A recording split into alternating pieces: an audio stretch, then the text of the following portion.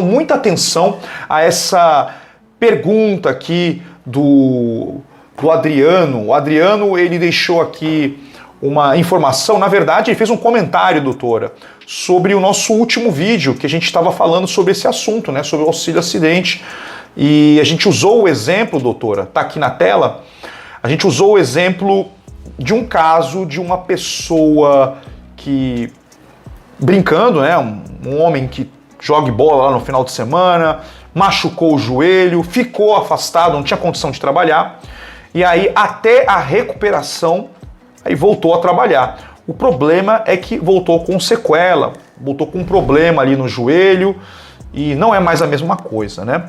E aí o Adriano Souza, ele fez um comentário a respeito desse exemplo, né?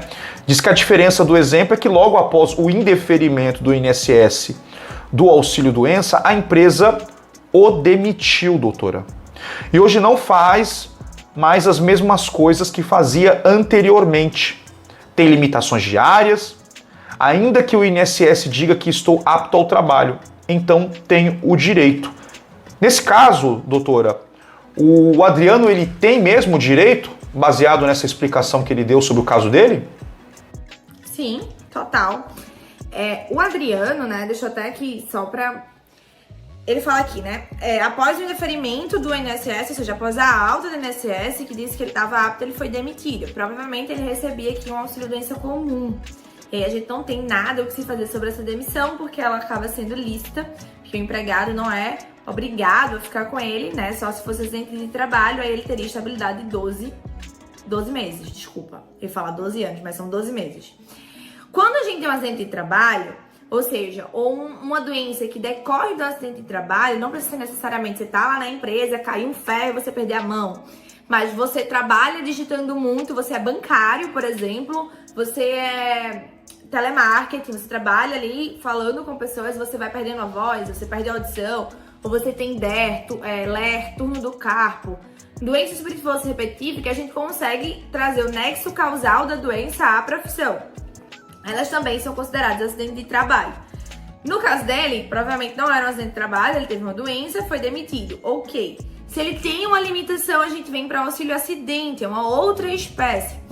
A espécie que ele recebia provavelmente deveria ser o B31 e ele agora converte esse benefício extra-ofício ao B36, que é metade do valor que ele, mais ou menos a metade do valor que ele recebia lá no auxílio-doença. Se o INSS não fez de ofício, tem que provocar o judiciário, para que ele passe por uma perícia, para que seja constatada a limitação e não a incapacidade, a limitação, e ele começa a receber. E aí a gente bate aqui mais uma vez na tecla da importância de uma análise de um processo bem instruído.